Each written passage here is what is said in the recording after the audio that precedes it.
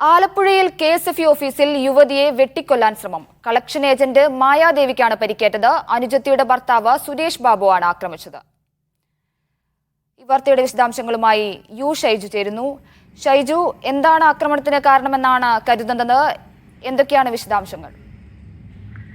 ഇന്ന് ഉച്ചയോടെയാണ് കളർകോട് തിരക്കേറിയ KSFE ശാഖയിൽ ഈ സംഭവം ഉണ്ടാകുന്നത്. കളക്ഷൻ ഏജന്റായ മായ പണമടയ്ക്കാനായാണ് ശാഖയിലെത്തിയത്. മറ്റു ജീവനക്കാരുമായി സംസാരിച്ചു നിൽക്കുന്നതിനിടയിൽ പിറകിൽ നിന്ന് വന്ന സുരേഷ് കയ്യിൽ കരുതിയിരുന്ന വടിവാൾ ഊരി മായയുടെ കഴുത്ത് ലക്ഷ്യമാക്കി വെട്ടുകയായിരുന്നു എന്നാണ് ദൃക്സാക്ഷികൾ പറയുന്നത്. സുരേഷിന്റെ ഭാര്യ പരാതി നൽകിയതിന്റെ അടിസ്ഥാനത്തിൽ ഇപ്പോൾ ഇയാൾ മറ്റൊരു കേസിൽ ജയിലിലായിരുന്നു എന്നാണ് മനസ്സിലാക്കാൻ കഴിയുന്നത്. പോലീസിന്റെ അന്വേഷണത്തിലാണ് ഇത് മനസ്സിലാവുന്നത്.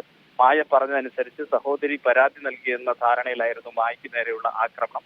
കഴിഞ്ഞ ഡിസംബർ 22-ന് ജയിലിലായാൽ 2 ദിവസം മുമ്പ് ജയിൽ മോചിതനായി ആ പരാതി ഉണ്ട് എന്ന തെറ്റിദ്ധാരണയുടെ അടിസ്ഥാനത്തിൽ വന്നുള്ള ഒരു ആക്രമണമാണ് എന്നാണ് മനസ്സിലാക്കുന്നത്. പോലീസ് കേസെടുത്ത് അന്വേഷണം ആരംഭിച്ചിട്ടുണ്ട്.